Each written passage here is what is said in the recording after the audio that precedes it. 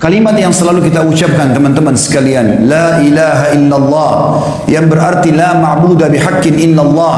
Tidak ada Tuhan, pencipta, pemilik, penguasa yang menghidupkan, yang mengurus makhluknya dan yang memusnahkan dan mematikan kecuali Allah.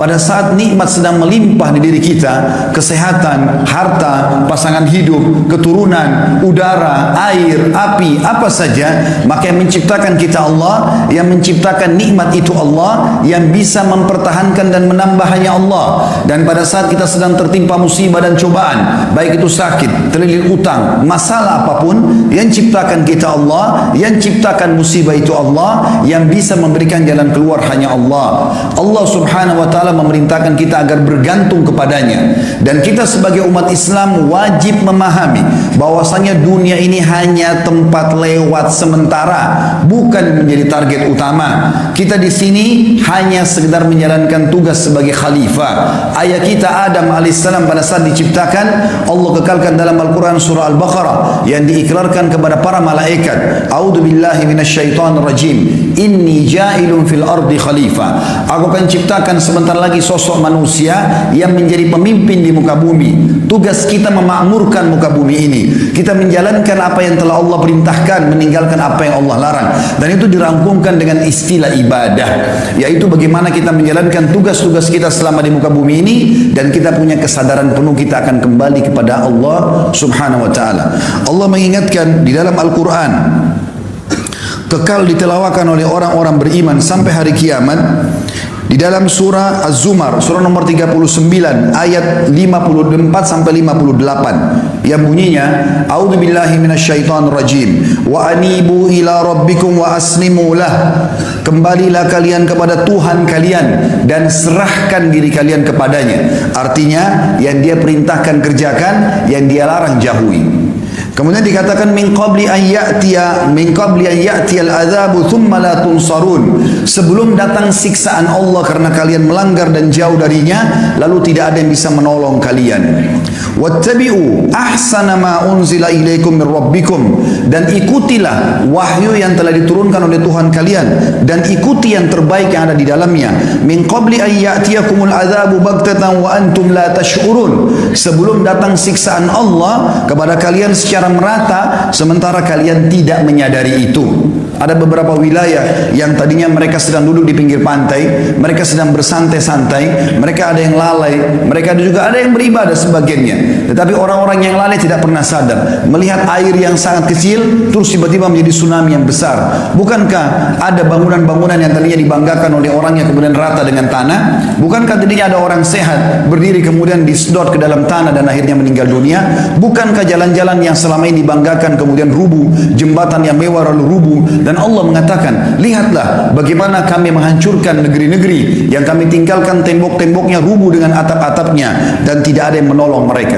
Allah mengatakan, hati-hati dengan pelanggaran-pelanggaran yang aku larang, karena kalau datang azabku maka tidak ada yang bisa menahan itu. Lalu di ayat selanjutnya Allah mengatakan, antakula nafsun ya hasrata ala ma faradtu fi jambillah wa in kuntu laminas sakhirin. Dan jangan tunggu kalian menjadi sosok orang yang nanti pada saat sudah melihat siksaan Allah pada hari kiamat, sudah melihat siksaan Allah datang kepadanya secara pribadi, baru dia mengatakan, betapa ruginya aku, sesungguhnya aku selalu mengurangi hak-hak Allah dan termasuk aku orang-orang yang bodoh. Ayat selanjutnya kata Allah, antakula law annallaha hadani lakuntu minal muttaqin. Atau dia akan berkata nanti, coba Allah berikan kepada saya petunjuk, maka saya termasuk orang-orang yang patuh. Au taqula hina taral adzab law anna li karratan fa akuna minal muhsinin. Atau pada saat dia melihat azab, dia baru mengatakan, andai saja aku masih punya peluang, aku akan menjadi orang-orang yang baik. Saudaraku seiman, menjadi orang yang patuh kepada Allah adalah kenikmatan. Salat sebuah kenikmatan, sedekah bantu orang lain sebuah kenikmatan, bakti dengan orang tua kenikmatan. Apa saja ibadah yang Allah perintahkan memiliki kenikmatan. Hanya orang-orang bodoh saja menganggap itu sebuah beban. Sebaliknya, kemaksiatan itu akan diikuti dengan rasa takut, sampai Nabi SAW menggambarkan dosa dan pelanggaran seperti gunung yang berat yang ada di pundak seseorang. Anda mungkin pernah mengalami masalah-masalah melalui dosa. Setiap melakukan dosa pasti diikuti dengan penyesalan. Dan berhari-hari, bahkan ada orang berminggu-minggu dalam keadaan sumpah, suntuk. Berapa banyak proyek-proyek yang gagal gara-gara itu. Berapa banyak kata-kata kasar keluar dari lisan istrinya gara-gara dosanya. Berapa banyak orang yang diuji anaknya sakit kena dosanya. Berapa banyak masalah-masalah yang Allah datangkan sebagai peringatan agar dia kembali kepada Allah subhanahu wa ta'ala. Menjadi orang baik, dicintai oleh Allah, dijanjikan pahala yang besar, dan dibuat manusia menyukainya. Kalau orang jujur, amanah, ramah, dermawan, orang suka, Allah pun suka, dijanjikan pahala. Sabar sampai ajal datang saja, meninggal masuk ke dalam surga yang luasnya seluas langit dan bumi. Tugas kita hanya sampai ajal datang, dan tidak ada orang yang durhaka, suka dusta, ganggu orang lain, mengambil haknya orang lain, kecuali Allah benci. Allah berikan hukuman yang berat, dan Allah buat manusia benci. Kenapa harus menjadi golongan yang kedua, dan kenapa tidak menjadi golongan yang pertama? Orang kalau menikmati ibadah, jelas-jelas kata Nabi SAW di dalam sebuah hadis yang sahih diriwayatkan oleh Al-Baihaqi.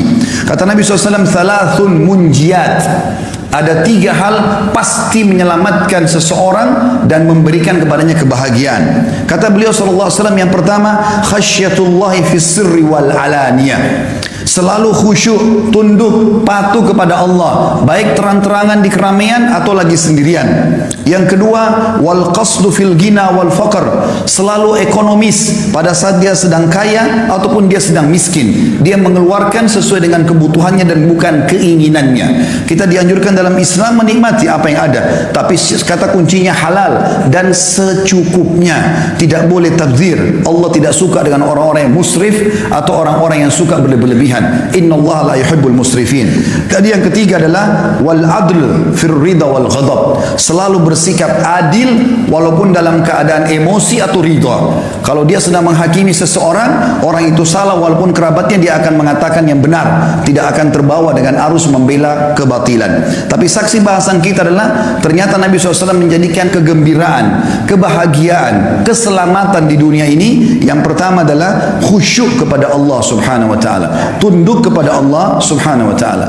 Dunia ini teman-teman disuruh oleh Allah subhanahu wa ta'ala kita lalui, tapi sebatas ditunggangi untuk menuju ke akhirat. Berapa banyak orang-orang sebelum kita yang lebih tampan dari kita, lebih kekar tubuhnya, lebih putih kulitnya, lebih kaya hartanya, lebih banyak keturunannya, lebih mewah rumahnya, dan segala macam hal, tapi sekarang mereka sudah berbaur dengan tanah. Dan saya dan anda semua sedang menuju ke sana. Kita ini teman-teman sedang menuju ke liang lahat kita masing-masing. Tinggal siapa yang jatuh duluan. Jangan lalai dengan kelebihan fisik dan paras wajah. Jangan lalai dengan banyak waktu yang kita buang-buang. Jangan lalai dengan menipu orang, menganggap kita bisa menipu mereka, sementara Allah tidak mengawasi.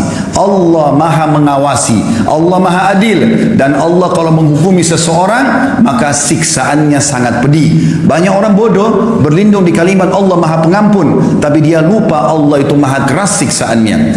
Sehebat apapun anda mengatur tipu daya, pasti akan kembali kepada anda sendiri. Allah katakan dalam surah Fatir ayat 43, A'udzubillahi minasyaitonir rajim, wala yahiku makrus sayyi illa bi ahli. Tidak akan pernah kembali tipu daya itu kecuali kepada pelakunya saja. Dan bagi anda yang terzalimi, tidak usah khawatir. Allah subhanahu wa ta'ala bersama dengan orang-orang yang dizalimi. Allah terima doanya dan Allah akan berikan dia sekian banyak pahala.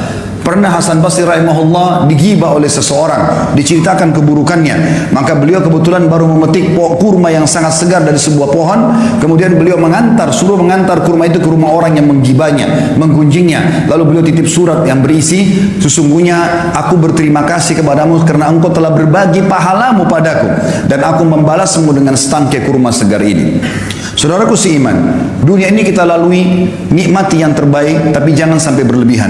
Dan Nabi SAW menjadikan tolok ukur orang itu bahagia bukan karena banyaknya hartanya, tapi perhatikan kata Nabi SAW apa di dalam hadis yang sahih diriwayatkan Imam Bukhari dalam kitab Adabul Mufrad, man asbaha minkum aminan fi sirbi. Siapa yang tiba pagi hari dalam kondisi jiwanya tenang, mu'afan fi jasadi, jasadnya sehat, indahu qutu yaumi, dia punya makanan yang dia bisa makan untuk hari itu, faka'annama hizat lahu dunya, ketahuilah dunia telah dia kuasai. Jadi di sini pola ukurnya adalah bukan hal-hal yang lain. Harta yang kita kumpulkan itu akan menjadi penolong bagi kita di akhirat atau justru menjadi kecelakaan bagi kita.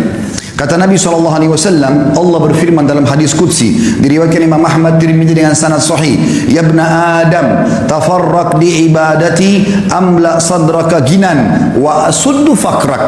Wahai anak Adam, kata Allah SWT, ini hadis sahih. Kata Allah SWT, wahai anak Adam, lowongkan waktumu untuk beribadah kepadaku. Biar kau lagi dagang, lagi meeting, lagi buat apa saja, azan tinggalkan semua. Lowongkan waktu ibadah kepadaku, aku akan penuhi dadamu dengan sifat kekayaan. Kau akan selalu merasa cukup dan aku akan tolak kefakiran darimu. Wa illa taf'al, kalau kau tidak mau lakukan itu, mala'tu yadaika syughla, aku akan sibukkan tanganmu dengan banyak kegiatan. Walam asuddu faqrak, dan aku tetap akan membiarkan kefakiran ada di hadapanmu. Juga dalam sabda Nabi SAW yang lain, riwayat Imam Ahmad dan juga Ibnu Majah dengan sanad sahih, kata baginda Nabi SAW, man kanatid dunya hammahum, siapa yang dunia menjadi targetnya, tidak ada urusannya sama halal haram, enggak ada urusannya dengan masalah akhirat, farraqallahu alaihi amrah, Allah akan sibukkan dia dengan perkara-perkara, tidak selesai-selesai, ini enggak selesai, itu enggak selesai, semuanya jadi masalah buat dia. Wa ja'ala faqrahu baina ainai, Allah jadikan kefakiran di depan matanya, biar mobilnya mewah, rumahnya mewah, segala macam ada, tetap dia merasa tidak pernah puas. Walam ya'tihi minad dunya illa ma kutibalah, dan tidak akan sampai kepadanya urusan dunia ini kecuali yang sudah dicatatkan baginya. Wa man kanatil akhirah niyatuhu, siapa yang akhirat menjadi niatnya, targetnya, dunia dia tunggangi untuk ke sana, setiap kali dia membantu orang targetnya untuk akhirat, dia melakukan ketaatan apa saja semuanya untuk akhirat, jama'allahu amrah, Allah akan selesaikan urusan-urusannya. Wa ja'ala ginahu fi qalbihi, dan Allah jadikan kaya di dalam hatinya sehingga selalu dia merasa puas. Wa atathu dunya wa hiya ragima, dan orang seperti ini dunia akan datang mengejarnya dalam kondisi terhina. Dalam pepatah dikatakan, siapa yang kejar akhirat, dunianya akan ikut, dan siapa yang mengejar dunia, akhiratnya akan luput.